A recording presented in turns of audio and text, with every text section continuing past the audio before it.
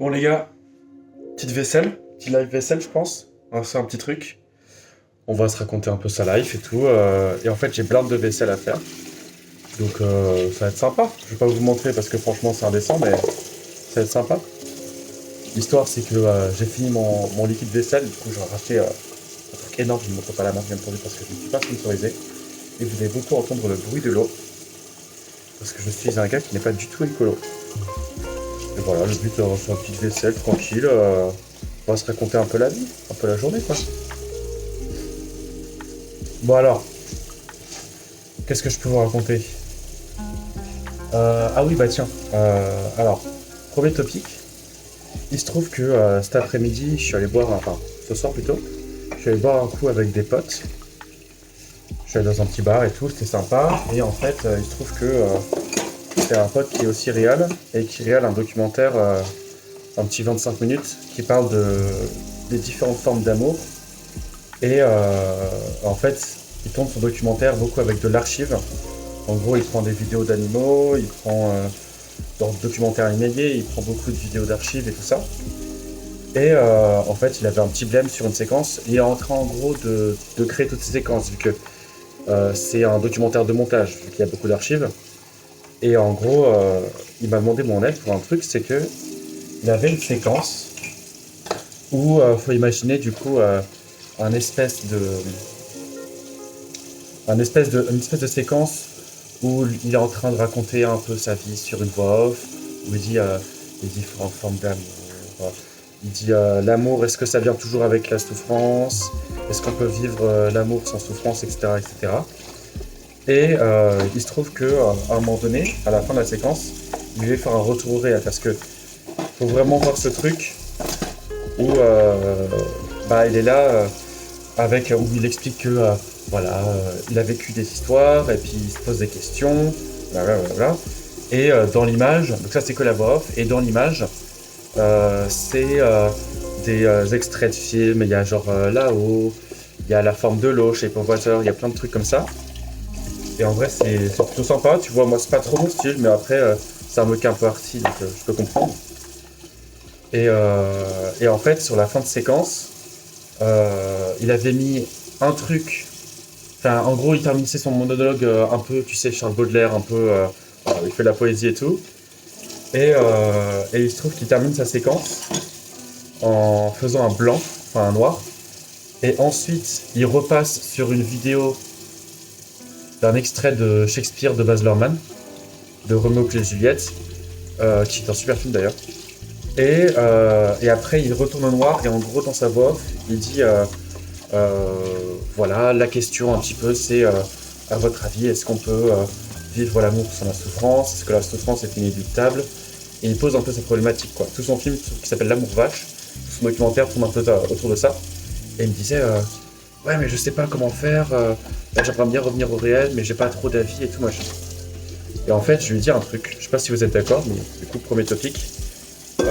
C'est que lui, il utilise la voix off pour expliquer son récit en fait. Il utilise la voix off pour présenter sa problématique à la fin, comme je l'ai dit, est-ce que l'amour peut se vivre sans souffrance? En tout cas, la problématique de ce premier acte. Et comment ça s'appelle? Et en fait, je lui ai dit, bah gars, en fait, ta narration elle est là. Ta narration elle est là. C'est la voix off qui donne cette narration là. Donc, est-ce que tu as vraiment besoin est-ce que tu as vraiment besoin de mettre de l'image? Tu vois, pose la question. Enfin bref. L'idée ici, en gros, c'est que sur cette séquence-là, je lui dis, franchement, si jamais tu veux repasser par toi, moi je te conseille un petit foreshadowing, surtout qu'il m'a dit que la séquence d'après, c'était une séquence en prise de vue réelle, où il est en face cam ou un truc comme ça. Et ensuite, ça passait directement sur une séquence en motion design, où il se pose d'autres questions. Je crois que c'est genre l'amour et les autres ou un truc comme ça. Bref. Et je lui dis, franchement, si la fin de ton film, c'est cette séquence en comment ça s'appelle, en face cam, où t'as l'air un peu, tu sais, pris physiquement par cette recherche, t'as pris de la barbe et tout ça. Enfin bref, il va faire un truc un peu fictif et tout. Hein. Je l'ai fait, franchement, si tu reviens vers le réel, fais un petit foreshadowing. Tu fais un petit foreshadowing et franchement, c'est sympa, tu vois. Tu mets des images genre des interviews que tu vas faire. De gars qui te répondent, je dis bah en vrai fais un faux champ contre champ, tu vois. Genre, tu mets des clips des gars que tu as filmés, ou des personnes que tu as filmées dans tes interviews, qui arriveront dans la prochaine séquence. Et ensuite, tu te mets toi sur l'autre côté de l'image pour faire un faux contre-champ, chant contre champ. Il m'a dit ouais, c'est sympa, mais je suis pas trop sûr. J'ai fait écoute, moi je suis un gros hater de la voix off, de façon générale. Je trouve que, en fait, je trouve ça feignant de mettre une voix off quand l'image est suffisamment explicite. C'est souvent, vous savez, comme ce genre de documentaire, genre documentaire qu'on peut voir sur les chaînes publiques, très souvent en vrai, où tu as ce genre de documentaire où ils te disent la Creuse. La Creuse est une région magnifique. Et en fait, ils te font des vidéos drones où ils te montrent la région de la Creuse, les belles églises et tout ça, tu vois. Et en fait, ils te mettent une voix off derrière pour t'expliquer toutes les particularités de la Creuse. Genre la Creuse, région incroyable, machin. Et en fait, je trouve ça super feignant. Parce que tu peux très bien faire, allez, peut-être pas des images de drone, mais tu peux très bien faire d'autres plans qui te montrent que la Creuse a de belles églises. Bon, la métaphore est un peu filée, mais tu vois l'idée, quoi. Je lui dis, la voix off, mec, en vrai, c'est ultra feignant, d'autant plus que c'est des images d'archives. Tout ça, c'est... Voilà. Et tout ça, ça doit avoir un sens, parce qu'en fait, si jamais tu mets juste la voix off et des images qui reprennent trait pour trait ce que tu racontes dans ta voix off, genre mettre des images de Baz Luhrmann quand tu parles de Roméo plus Juliette, quand tu parles du fait que tu adores la pièce, pourquoi pas. Mais bon, c'est dire deux fois la même chose, tu vois. Je l'explique assez mal.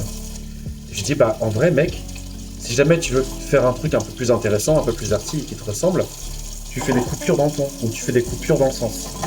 En gros, dans cette séquence-là, toujours, au début, il compare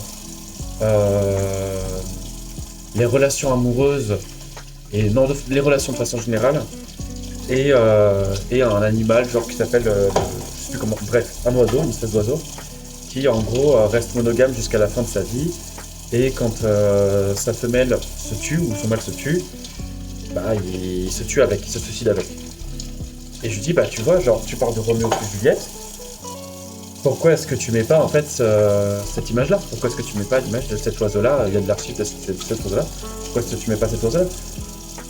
En fait, Roméo plus Juliette, t'as pas besoin d'expliquer, de montrer pourquoi est-ce que ça a un sens et comment dire, d'illustrer Roméo plus Juliette, parce que de toute façon, déjà, il y a beaucoup de personnes qui connaissent cette histoire. Et en plus, dans ce que tu racontes, t'es pas là à expliquer, en fait. T'es pas là à expliquer l'histoire. Donc t'as pas besoin forcément d'archives, t'es là pour parler de ressenti. Et puis en plus, tu le présentes un peu comme une sorte de fable universelle. Donc franchement, tu mets cette image d'animaux, ça va très bien, quoi. Et de toute façon, il faut que... Moi, j'ai une théorie. J'ai ma petite vision de la chose, c'est que à partir du moment où tu fais un film, surtout un documentaire avec de l'archive, il faut te poser la question, pourquoi est-ce que c'est indispensable que ton projet soit de l'audiovisuel? Pourquoi est-ce que tu es obligé de mettre de l'image et du son et faire un raccord image-son, faire du cut? Parce que clairement, mettre une voix off avec une petite musique d'ambiance, je l'ai dit, tu mets un gif avec, je sais pas, une banane qui tourne, bah franchement, c'est la même, quoi. Donc, c'est pas la même, mais tu vois ce que je veux dire, c'est pas utile de mettre ce genre d'image, ou alors c'est utile seulement si tu leur fais donner un sens, sinon c'est que l'illustre. Moi j'ai rien contre l'illustre, mais l'illustre c'est là pour, comment ça s'appelle, pour donner du rythme, ou alors justement pour le contrebalancer, ou alors pour appuyer un propos, genre si tu fais une interview et que d'un chercheur, imaginons qu'il bosse, je sais pas, sur les oiseaux, et que il t'explique que les oiseaux ont un mode de reproduction très particulier, bah là tu mets des images de ces oiseaux, tu vois, ça me semble logique. Mais là, quand c'est juste de la voix off qui raconte du ressenti, qui raconte, qui pose des questions, t'as besoin d'images d'illustration, mais il faut que tu les fasses parler. Sinon, t'as une minute d'images qui sont là pour faire du clip, tu vois, et une voix off un peu prétentieuse, enfin pas prétentieuse parce que c'est pas le cas, mais ça fait un montage presque prétentieux. Je sais pas si tu vois le truc, quoi. Donc voilà, je vous pose la question. Est-ce que, à votre avis, qu'est-ce que vous pensez de la voix off en fait? À quoi peut bien servir la voix off? Et comment est-ce que vous régleriez ce problème-là? Moi, je suis assez curieux. Par exemple, je sais que dans mon projet, bon, c'est un peu différent, mais moi, mon projet, ça parle de deux gamins qui sont en quatrième, troisième au collège et qui sont un peu en situation de décrochage. Pour avoir discuté avec eux, le collège ils s'en foutent un peu. Et donc pour ça, ils ont été inscrits par le corps enseignant à un atelier qui est géré par une association que nous on suit. Et ces gamins-là, ils vont faire ces ateliers toute l'année et à la fin, ils doivent rendre un projet, c'est une sorte de magazine qui compile un peu toutes leurs idées. En gros, tous les ateliers, c'est des ateliers d'écriture ou de présentation des métiers, genre de journaliste ou alors de photographe ou de chroniqueur radio, ce genre de trucs, tu vois. Et en fait, moi, ces deux gamins-là, nous, on les prend aussi et surtout parce que c'est des grands fans de pêche et que de ce qu'on a entendu, la pêche, c'est un peu leur moyen à eux de s'extérioriser, de se retrouver un peu en intimité ou alors tout simplement de s'écarter des pressions du collège. Et tu vois, typiquement, pour revenir sur le côté de la voix off, si jamais, bon déjà je ferai pas l'interview, mais si jamais je devais faire une interview ou si je devais faire une voix off, genre une voix off des gamins qui dit le collège, c'est pas fou, j'aime pas ça, blablabla, je mettrais pas des vidéos de collège, tu vois. Je mettrais pas des vidéos du collège un peu sombre et tout. Je mettrais, je pense, des shots du lac ou alors, je sais pas, je pense déjà je mettrais des passages d'interview parce que faire des voix off, ça, je trouve ça un peu inutile. Mais même si tu vois, genre si tu te dis, on va prendre une partie de leur interview et passer en voix off, en vrai, je suis pas sûr que je mettrais des images du collège. Parce qu'en fait, à moins que ce soit un truc vraiment ultra travaillé, avec une couleur particulière, avec un optique particulier, etc. Où là, vraiment, tu sens que le réal, il avait envie de se faire kiffer. Et encore, je trouve ça un poil prétentieux en vrai. Calmos, quoi. Mais ouais, je sais pas, je vais juste chercher le reste. Putain, les gars, je vous jure, j'ai une vaisselle dedans. Mais réfléchissez à ça pendant que je cherche le reste.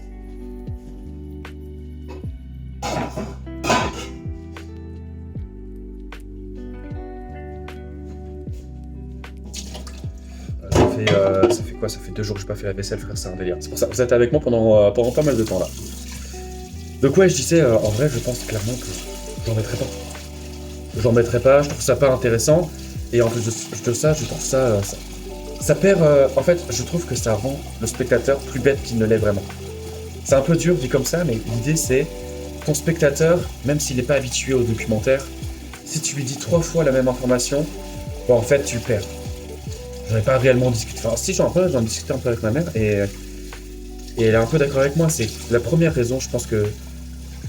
La première raison sur pourquoi est-ce que certains documentaires des chaînes du groupe France Télévisions, bah, ils sont un peu soporifiques ou ils sont un peu fatigants ou ils sont souvent redondants, c'est parce qu'en fait la forme est ultra cadrée pour que quand tu le regardes, et bah, tu as l'impression d'avoir reçu de l'information, mais derrière le côté créatif, ou en tout cas le côté expression d'un point de vue, il est très rare dans un documentaire d'information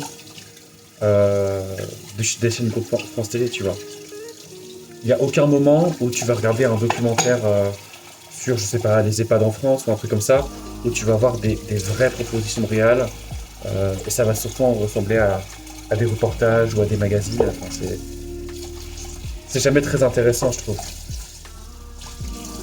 C'est pour ça que je pense que là, vu qu'on n'est pas encore pris sous le joug de ce genre de production, c'est bien qu'on tente des trucs. Et typiquement, moi, son projet full voix off, ou presque full voix off, avec des entretiens, quand je le sais, c'est pour remettre mon écouteur. Full entretien, enfin full voix off avec un peu d'entretien, qui s'appelle L'amour vache en plus, sur le nom possible, bien de moi. Et ben en vrai, je trouve ça chambé de fou. De pouvoir avoir la possibilité de. Genre, il a quoi? Il a 24, 23 ans? D'avoir 23 ans et de se dire, je vais faire des documentaires comme ça, qui sont très artistes, ça le ressemble en plus, franchement, c'est trop bien. Et même pour mon projet, tu vois, moi à la base, je veux vraiment faire des documentaires historiques, donc c'est le truc le plus classique du monde. Et bah, typiquement, moi je sais qu'il y a très peu de chances que dans aucun de mes documentaires, surtout des documentaires comme ça, je laisse de la place à une voix off ou à beaucoup d'entretiens, tu vois. Moi je suis vraiment en mode. Les gars, si vous avez des trucs à nous le dire, c'est pas grâce à des entretiens, c'est pas grâce à des voix off qu'on va enregistrer qu'on va vraiment comprendre si on prend un site d'archéologie par exemple, si on prend un documentaire qui parle d'un site, c'est pas grâce à un entretien ou grâce à une voix off qu'on va réellement comprendre l'importance de ce genre de site pour vous. Quand j'ai fait mon stage à Paris, dans une boîte que je ne citerai pas, il se trouve que il y a, j'étais en train de... En gros, c'était un poste qu'on appelle poste d'éditeur, où, ouais, en gros, il m'avait pris en tant que réal, mais c'était plus pour me faire plaisir, parce qu'en vrai, j'ai pas été trop réal. Il m'avait pris sur un sujet où je devais faire toutes les recherches de base et écrire un premier script. Donc en gros, écrire là on ira sur ce site-là pour parler de ça, etc. Et il se trouve que j'avais fait un truc un peu à ma sauce, tu vois, un truc beaucoup plus tourné sur... comment ça s'appelle? La réflexion, c'est pas le bon terme, mais c'est tourné sur la comparaison entre notre société actuelle et société ancienne, essayer de faire dire à des archéologues ou essayer de creuser en fait aussi un peu leur affect par rapport à ce site-là. Genre le site en question, c'était un Allemand qui fouillait ça depuis presque une quinzaine d'années, je crois. Et en fait, c'est la première année où les gens commencent, les journalistes surtout, commencent vraiment à s'accaparer tout ça. À s'accaparer ce site et à comprendre ce qui se passe. Alors que c'est un site en vrai majeur, hein. Franchement. C'est un site hittite. Pour ceux qui ne savent pas, les Hittites, ça a été grossièrement un peu les grands ennemis de la civilisation de l'empire égyptien pharaonique, de l'empire antique égyptien. Et en vrai, on connaît quasi... Enfin, on s'est pas vraiment beaucoup intéressé à ce genre de civilisation. C'était assez... Et c'est assez nouveau en fait, d'apprendre ce genre de nouvelles, en fait, qui sont arrivées il y a quelques années. Et en fait, pour revenir à mon histoire là, donc j'avais écrit ce petit script là, ça m'a pris quelques jours. Et avant ça, j'avais écrit des fiches de lecture en gros, où j'avais rassemblé quel article, sur quel chercheur, sur quel point de vue et tout machin, quel site intéressant, pourquoi, pour machin, pour raconter notre sujet. Et la meuf en question, là, la prod qui me suivait, elle me dit « Oh ouais, ça c'est charmé, c'est trop bien, bon travail et tout ça. » Et donc quand j'avais commencé à écrire, oula, ça va être un peu. Ouais, quand j'avais commencé à écrire, tu vois, j'ai fait ce truc un peu plus arty. Et on a eu cette discussion avec cette meuf-là. Et cette meuf-là, elle m'a dit, en vrai, reste sur ce que tu as écrit par rapport à tes fiches, c'est du fact, c'est ce que les gens veulent. Je dis, bon, pas vraiment comme ça, mais l'idée c'était là, c'est genre, ouais, mais moi si j'ai envie de raconter un truc, si je suis... pas scénariste, mais en tout cas si je suis réel, il y a aussi cet homme d'auteur qu'il faut amener, tu vois. Et elle m'a dit, ouais, mais sache bien que un documentaire, quel que soit son genre, quel que soit ce qu'il raconte, est surtout là pour donner de l'information. Il est là pour présenter un sujet, il est là pour présenter ce que les réals et ce que l'équipe de tournage, ce que la prod et ce que les chercheurs ont fait et ont récupéré comme information. Et nous, on est là pour la présenter en rajoutant un petit peu de poésie, en gros. Et j'avais répondu, bien sûr. Voilà. Bah, je suis pas d'accord. En vrai, je suis pas d'accord. Je trouve qu'un bon documentaire, justement, c'est un documentaire qui, effectivement, parle d'un sujet, le présente, au moins un minimum, pour les gens qui ne connaissent pas du tout le sujet. Genre, dans le documentaire que je suis en train de réaliser, je vais pas présenter le décrochage, parce qu'en réalité, c'est pas trop ce sujet-là qui m'intéresse, c'est un sujet en toile de fond. Mais j'ai présenté l'atelier vite fait, je vais essayer d'expliquer par l'image et par mon montage comment est-ce que l'atelier fonctionne, tu vois. L'atelier où les gamins vont pour rester bien dans le système, enfin, pas rester dans le système, mais pour rester accrochés à l'école. J'ai essayé de le présenter. Mais par contre, ce qui est sûr, c'est que c'est pas que du fact. C'est pas genre, en 2025, 10% des collégiens sont en situation de décrochage, blablabla. Non, c'est ton ressenti en tant que réal. Ça fait ultra prétentieux dit comme ça, mais c'est pas grave. En tant que réal et en tant qu'auteur, sur ce sujet-là. Ce sujet-là, il t'appartient. Donc, il appartient aux personnes que tu vas filmer. Peut-être que c'est eux qui vont avoir la gentillesse de raconter leur vie. Mais tu vois, typiquement, moi, j'ai jamais vécu de décrochage. Genre, j'ai eu des moments dans ma scolarité où c'était un peu complexe, mais j'ai toujours réussi à passer ras du cul, très souvent, mais j'ai toujours réussi à passer. Donc, j'ai jamais vécu ça. Mais par contre, l'idée que, en vrai, la scolarité, la carrière ou les projets d'avenir professionnel, c'est bien, mais se retrouver avec son bro, son pote, pour juste chill et raconter un peu ces événements de tous les jours, bah ça je le pratique de fou, tu vois. Ça c'est un peu ma sauce, tu vois, c'est ce truc de on va juste s'enfermer dans un truc qui nous fait du bien ce truc un peu nostalgique en plus, parce qu'ils nous racontent, enfin les gamins nous racontent, qui s'appelle les Kevin, nous racontent que c'est vraiment genre leur daron, enfin pour Lucas je crois que c'est son père, et pour Kevin, qui est l'autre gamin, je crois que c'est son oncle qui leur a appris à pêcher. Il y a aussi ce truc un petit peu nostalgique je pense. Bah en fait tout ce truc là c'est aussi pour ça qu'ils vont à la pêche, tu vois, et c'est ça que moi j'aime bien dans ce projet. Donc voilà, et je suis en full digression. Je pense que la vidéo va s'appeler Vaisselle digression ou Digré vaisselle. Je pense que c'est pas mal Digré vaisselle. Digré vaisselle à chacun. Et donc voilà, moi je trouve que c'est quand même vachement important de mettre sa patte d'auteur dans ce genre de projet. Ou ça va pas tenir ça. Voilà, on va tenter. Ouais, ça tient en vif. Hein. Donc voilà, moi je trouve ça super important. Ça tombe, ça tombe, ça tombe, ça tombe. Bon, je pense que je vais aller sécher un peu de vaisselle là. Voilà, je trouve que c'est super important de mettre sa patte d'auteur dans ce genre de sujet et de savoir imposer un point de vue aussi. De savoir imposer ta vision des choses.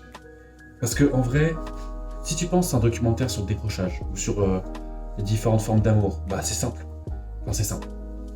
Tu vois, tu peux imaginer un 90 minutes facile pour le décrochage où tu vas dans des salles de classe au début de partie, tu vois comment ça peut être la souffrance pour les gamins, tu entrecoupes tout ça par des interviews de 2 ou 3 gamins que tu suis, et tu augmentes les classes, tu vois, surtout si tu passes sur tout le collège, tu fais genre 6e, 5e, 4e, 3e, et entre tout ça, tu entrecoupes par des plans d'insert, plans d'illustres, et par genre le corps enseignant, des gens du corps enseignant qui expliquent leur point de vue, des gens de la psycho qui expliquent le point de vue médical derrière tout ça, est-ce qu'il y a une raison particulière?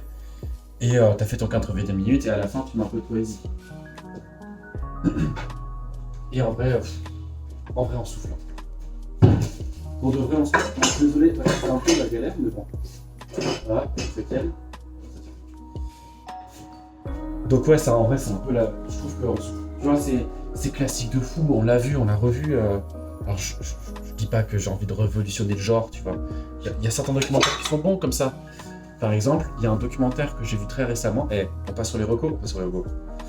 Il y a un documentaire que j'ai vu très récemment qui s'appelle Ivaldir, hashtag Ivaldir, ça s'écrit hashtag du coup H-V-I Ivaldir. Oh, je sais plus comment ça s'écrit. Mais en gros, c'est du norvégien, il me semble. Et en gros, ça raconte l'histoire d'un dauphin, ou d'un beluga, pardon, qui a été retrouvé dans la mer Baltique. Oui, c'est ça, et un petit peu l'océan Atlantique, qui a été retrouvé avec une sonde en collier, attachée autour du cou. Et donc les scientifiques le retrouvent. Et en fait, on comprend vite que c'est une sonde qui a été retrouvée, qui a été fabriquée par des Russes. Et donc il y a au début du film toute cette question de ah mais est-ce que c'est un espion russe, machination, blablabla. Déjà ça en vrai, quand on pitch c'est on a trouvé un beluga sauvage avec une sonde russe qui envoie des ultrasons ou un truc comme ça, franchement ton pitch est sympa, on dirait presque une sorte de film. En fait déjà là t'as un bon documentaire. Sauf que ce documentaire là, ça s'arrête pas là du tout. Parce qu'en fait, toute la vraie partie du documentaire, c'est l'histoire d'un réal de documentaire qui a, je crois d'ailleurs, réalisé ce documentaire-là. Donc c'est un peu une mise en abîme sympa. Et qui raconte que lui, il a été ingénieur et tout machin pendant très longtemps. Il a réussi à se faire un peu de thunes. Et maintenant, il veut faire avancer la recherche océanographique. Et donc, et lui, son rêve, c'est de comprendre le langage des cétacés, d'essayer de le traduire un peu comme si c'était un langage compréhensible, de donner des traducteurs, quoi. Et en fait, où est-ce que j'ai mis Et en fait, tout le documentaire. Et en fait, tout le documentaire, finalement, laisse tomber toute l'idée de beluga espion russe et reste concentré sur ce gars-là. Et en vrai, c'est charmé parce que tu vois que le gars, il essuie des échecs. Parce qu'il faut se dire que le gars est tout seul, tu vois, qu'avec sa famille. Tout le monde scientifique rit un peu sur son travail ou le porte-à-faux parce que, on va pas se mentir, le monde scientifique, ça reste quand même un monde très fermé autour de personnes qui pensent avoir la méthode de la recherche et c'est très rare de se faire accepter en tant que novice ou en tant qu'amateur. Je dis pas que je suis pas contre qu'il y ait des novices, je dis juste que c'est, et je dis pas que je suis pour non plus, euh, voilà, je pense que c'est important que la recherche soit disponible et accessible et même produite par tout le monde. Tout le monde peut faire de la recherche. À partir du moment où les personnes qui sont novices sont un minimum éduquées sur qu'est-ce que c'est que de faire de la recherche. Bref, c'est pas le sujet. On en reparlera après peut-être s'il faut. Mais et donc en fait, tout le film, tu vois le gars qui teste des petits instruments, vu qu'il est ingénieur, il a ce petit côté bricolo qui est trop cool et tout. Il va plusieurs fois en expédition en Norvège pour retrouver donc ce beluga qui s'appelle Ivaldir. Et en fait, c'est super touchant parce que il est sur des échecs. À un moment donné, sans trop spoiler, mais forcément, il se fait attaquer parce qu'il se trouve que c'est un dauphin qui a été élevé avec des humains, donc forcément, il est très proche d'eux et il a un poil de mal à se nourrir et surtout, tous les humains ne sont pas bons. Oula, pardon, pas beau ça. Et donc en fait, tu vois ce gars-là qui essaie de comprendre en fait, tu sens vraiment le côté rêveur, le côté enfant qui veut essayer de communiquer avec ses animaux préférés. Et déjà c'est super attendrissant. Et comment ça s'appelle ? Et surtout, moi ce que je trouve intéressant, c'est que là il n'y a que de l'entretien, que de l'interview. Mais parce qu'en fait, il y a cette démarche où pendant tout le film, on attend à ce qu'il y ait un dialogue, un contre-champ ou un échange, un dialogue en fait, entre donc ce gars-là, ce réal-là, cet ingénieur-là, et le beluga, et il va le dire. Et en fait, lui, la démarche de l'entretien, du coup, elle est vachement intéressante parce que il n'y aura jamais de dialogue. Et donc, en fait, lui, il est obligé de faire comme si c'était un journaliste pour le beluga. Genre, peut-être que j'en surinterprète, mais je sais pas, il y a vraiment ce côté où il va tout le temps interpréter les réponses que pourrait donner le beluga à ses interactions. Genre, il sonne des cloches, il va te dire « Ah, peut-être que là, il voulait dire son prénom, peut-être que là, il voulait... Et déjà, l'image est incroyable, genre, c'est magnifique. Et en plus de ça, je trouve le concept de l'entretien et de l'utilisation de l'interview ultra intéressant. Genre, créer du dialogue avec un deuxième personnage qui ne peut pas répondre comme le commun des mortels. Et il le fait donc à la fois par cet entretien, et vu que là, en vrai, c'est compliqué quand même de ne pas faire avec l'entretien, il le fait aussi par l'image. C'est-à-dire que t'as vraiment ce côté image où quand il est heureux, et t'as des plans larges. Je continue à parler un peu chaud.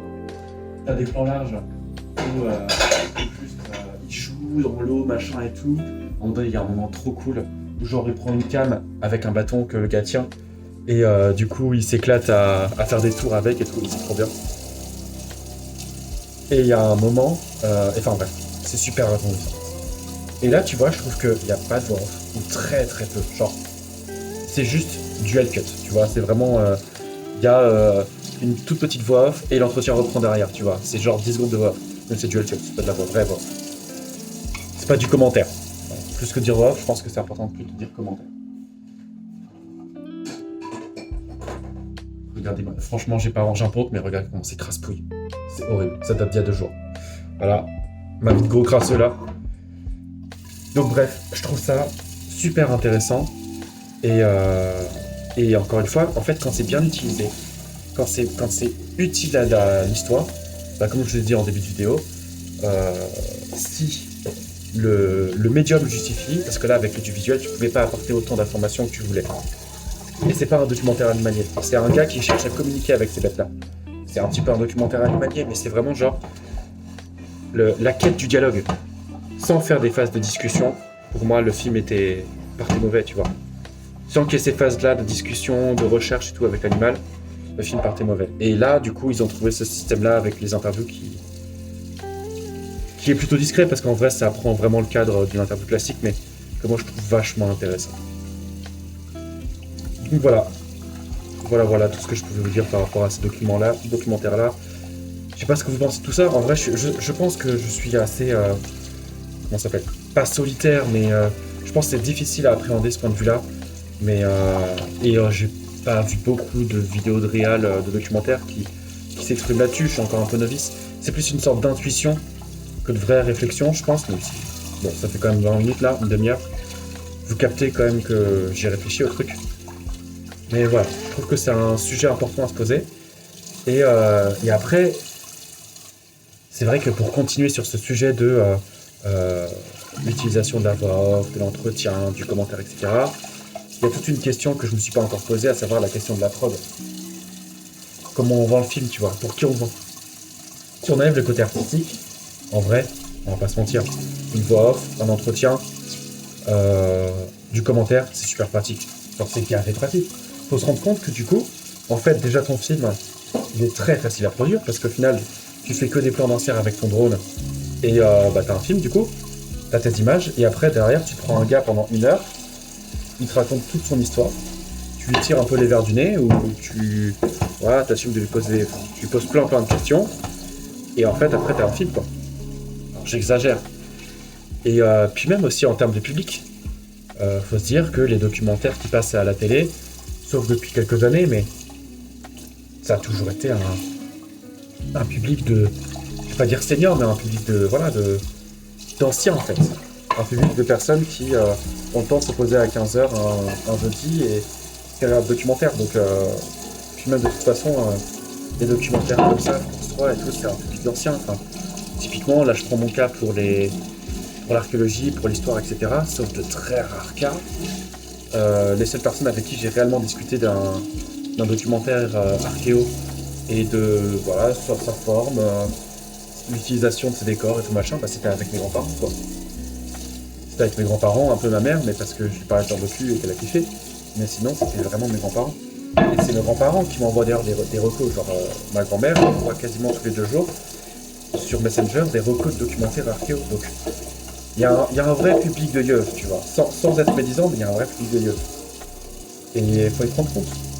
Il faut y prendre compte parce que du coup,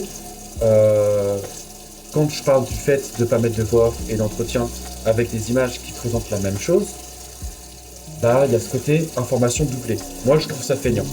Je trouve ça feignant parce que le public est suffisamment intelligent pour capter l'information que tu proposes seulement avec l'image. Pour notre génération.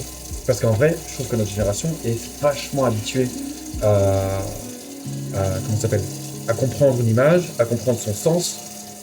Depuis YouTube, enfin depuis TikTok, mais depuis YouTube aussi en vrai, hein, les podcasts des youtubeurs et tout ça, les premières fictions sur YouTube et tout, c'est des formats qui laissent aussi beaucoup à l'interprétation et surtout vu qu'il y en avait beaucoup, ça éduque énormément à l'image. Donc notre génération est habituée à prendre des images un peu random et d'essayer de capter un point de vue d'auteur derrière.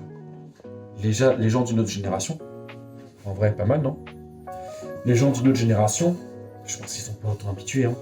Les gens d'une autre génération, ils ont maté la télé et la télé, la forme de narration, elle vient aussi en partie, je vais dire, de la radio, hein, sans être... mais en vrai, il y a un peu de ça. Hein. Et donc, l'information est doublée parce que ça c'est ce côté traditionnel de radiophonique qui revient. La radio, les informations sont répétées. Hein. Et aussi parce que, vu que c'est des personnes un peu plus âgées, plus tu répètes l'information, plus elle est vite comprise. Et si on prend cette logique de l'information que tu donnes, c'est une information qui va devoir être qui doit être captée, genre ton documentaire te donne de l'information, en vrai ça se comprend de fou. J'ai eu un petit souci technique, j'avais encore 10 minutes de moi qui blablate, sauf que le record sur ce téléphone je savais pas, mais il s'arrête à une demi-heure. Donc voilà, c'était pour vous dire que on va s'arrêter là, je pense. On va s'arrêter là sur ce petit truc, sur ce petit... qu'est-ce que j'avais dit déjà dégris vaisselle. Ouais, c'est ça, dégris vaisselle. Je pense qu'on va s'arrêter là sur ce petit dégris vaisselle. Premier du nom. J'en ferai d'autres, je pense. Hein, mais, et donc voilà, le petit topic, c'était comment faire du documentaire, la transmission d'informations du documentaire. Et voilà, qu'est-ce que vous en pensez? Et juste pour le fun, voilà tout ce que j'ai pu nettoyer. Regardez comment c'est resplendissant. C'est beau, hein? Et à plus.